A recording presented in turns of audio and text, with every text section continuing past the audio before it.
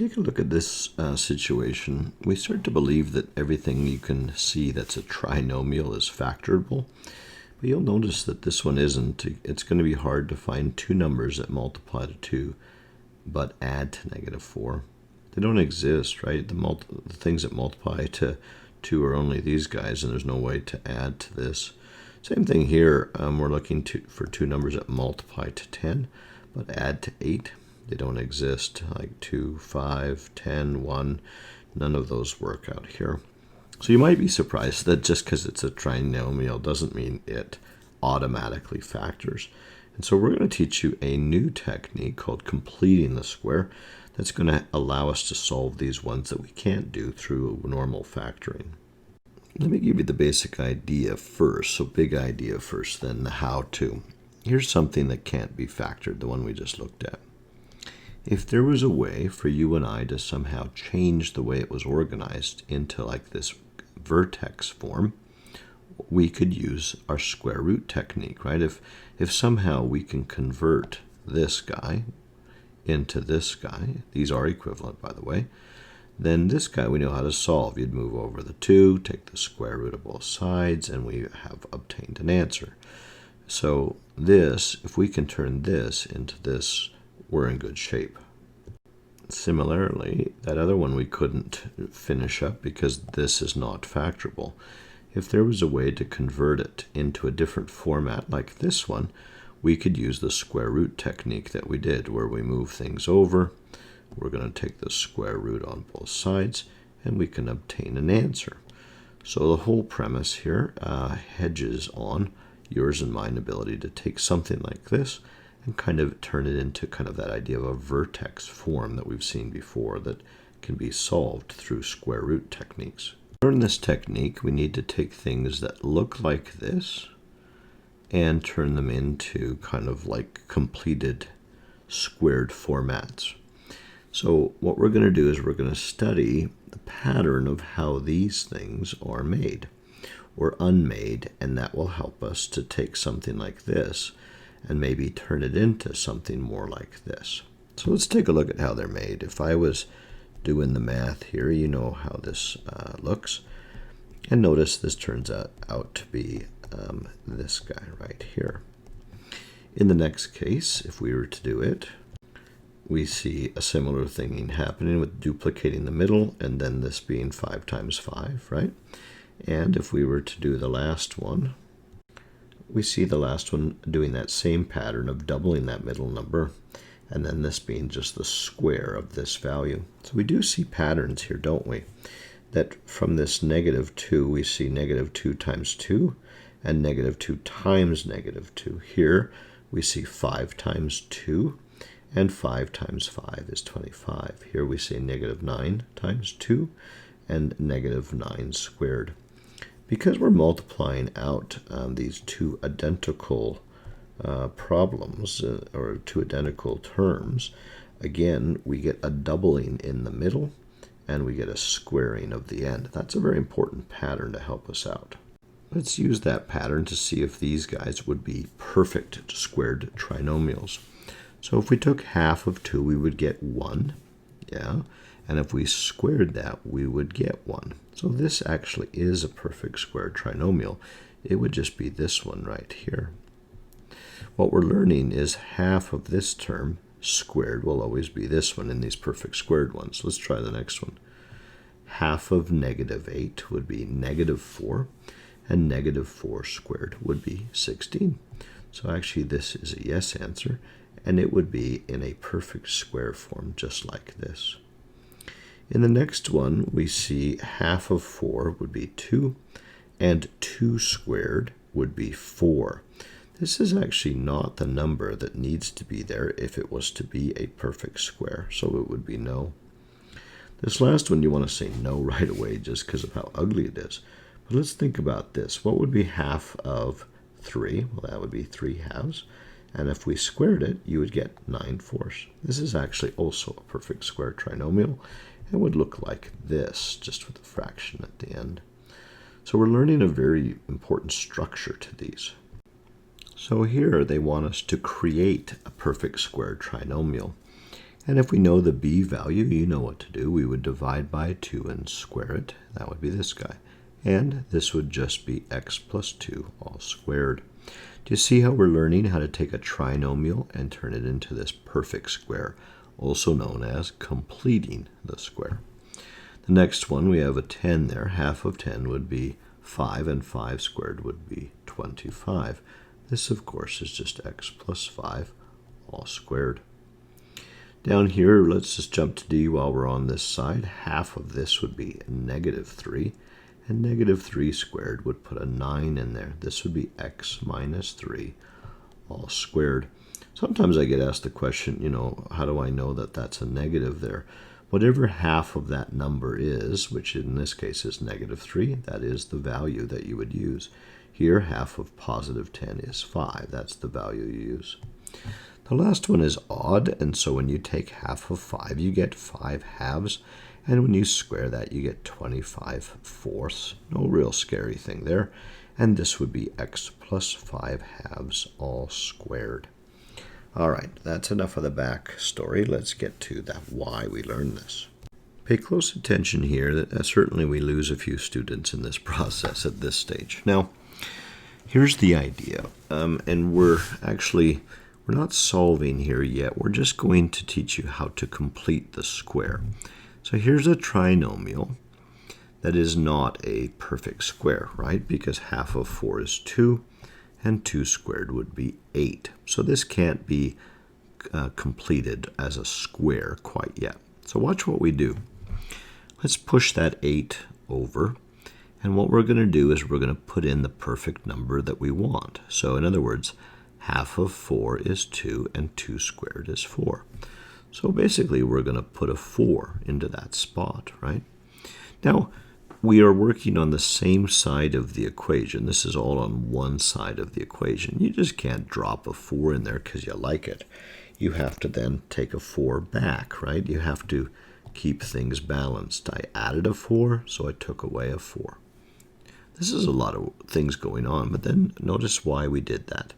That makes this part a perfect square, and so it gets shrunk down into this. And then the parts that are left over is 8 minus 4, and that just becomes this. Take a look, a little bit of math magic there. We were able to complete it just the way we wanted. We were able to move it from a form that is unusable kind of to us to one that is more usable. Let's look at another example. This is not a perfect square. Why? Because I know that if I took half of this, I get negative 4, and negative 4 squared would be 16. So what I was teaching you a second ago is, you know what, we're going to put the perfect number we want there. So we said that would be negative 4 squared would be 16. Now, you can't just throw 16 down on one side of the equation without balancing it. So again, notice I created this, and I took it away. So things are all still balanced. And so why would I do such a thing?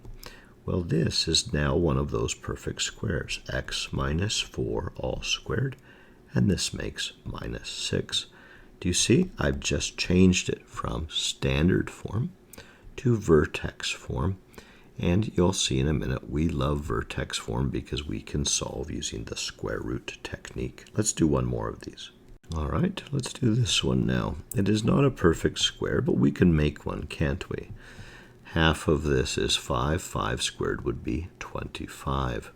And then I push the 27 over, and I take back a 25.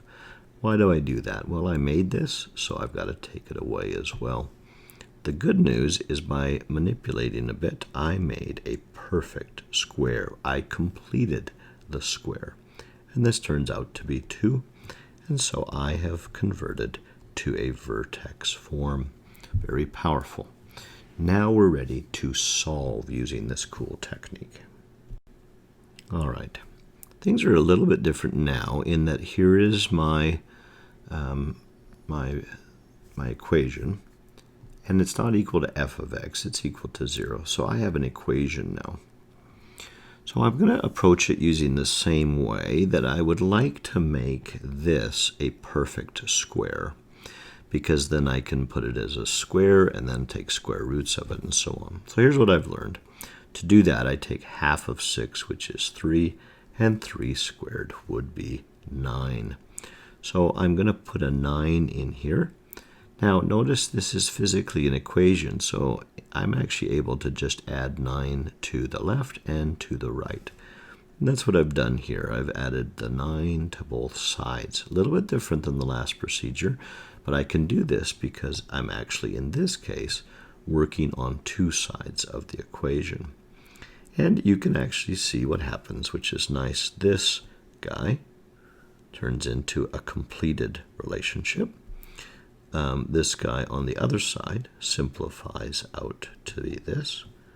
And now we've done all of the hard work so that we can just take it home here using our typical square root technique. So now I can take the square root of both sides and obtain my answers. So this is cool. What we actually did is by converting this into a perfect square, it allowed us to use the square root method. Let's look at another one that's a little messier. So we have our original relationship, and so what I did, you'll see, is I moved this to the other side so that I can put in the number I want. Now, you don't like the fraction ones, neither do I, but let's make sure you know how to do them. So half of 5 is 5 halves squared. I did that to both sides. Then what you see happening next is I actually did the math. This is 25 fourths. This, of course, just gets completed the way why we did all of that. And then this is still a completed square, and this is, when we add this together, 29 fourths. And then the final stage, while it may look a little ugly to us, is just to take the square root of both sides. This gets moved over to the other side, and this is our answer. It's actually a very complex answer, but was not all that complex to do, honestly. This one's probably the trickiest of the group. There's a little snag in this process. So please, I'm going to put it here, and obviously one of the benefits of a video is you can watch it a few times. So what I want you to notice is that there was a lead coefficient on this one. So the first thing I did is I moved the 11 to the other side. Then you can see what I did is I factored out that 2. So that's why it's an x squared here and why it's a 6. Why I did that is because now I can do my completing process. So half of the 6 squared is 9. That's not that bad. Now, I want you to notice something I did on the other side. I didn't add 9 over here. I added 18 over here. 2 times 9. Wait, why would I do that? Oh, when I added this 9 on this one side, I also had a 2 out here, and 2 times 9 is 18. So to balance things, I had to do the 18 over here. And then after that, everything goes the same. I have my values, I divide out by 2, and then I move along, and I could finish the question out. That one's messy, but it's here, and you can refer back to it. But basically, the main trick or main issue is this moment in time right here, is that I had to realize that this 2 was multiplying into this. Let's do one from scratch.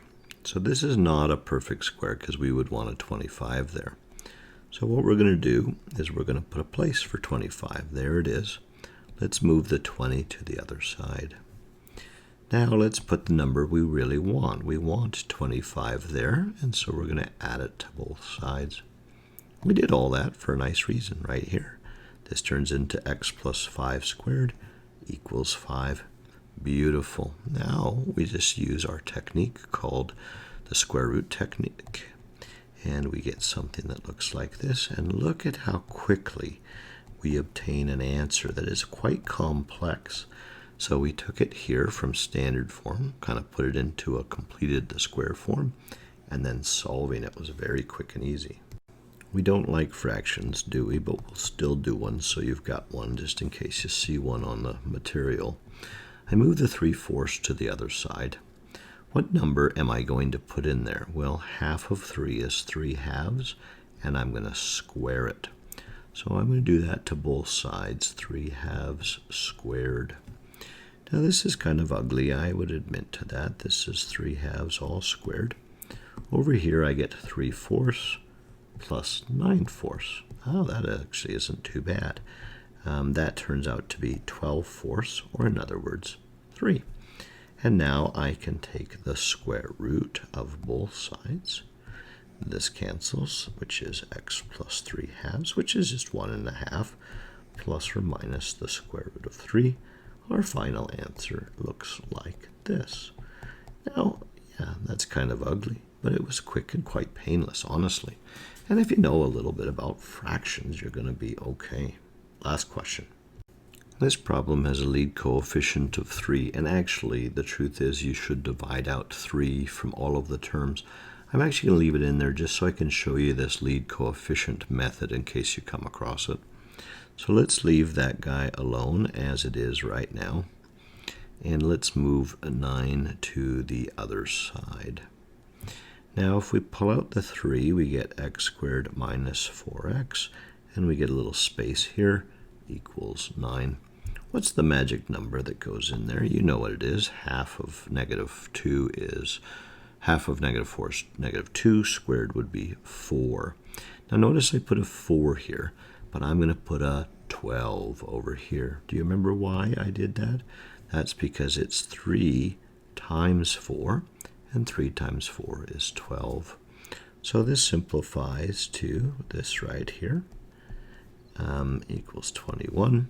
I divide both sides by 3, and I get 7. You know what's next. Let's take the square root of both sides, and I get x minus 2 equals plus or minus 7, and x equals 2 plus or minus the square root of 7. Now the truth is, just for those that catch this, just so you know, I recognized it too, you could have actually divided out the 3 from all 3 terms and started in a simpler form, but I wanted you to see how to take care of a lead coefficient just in case.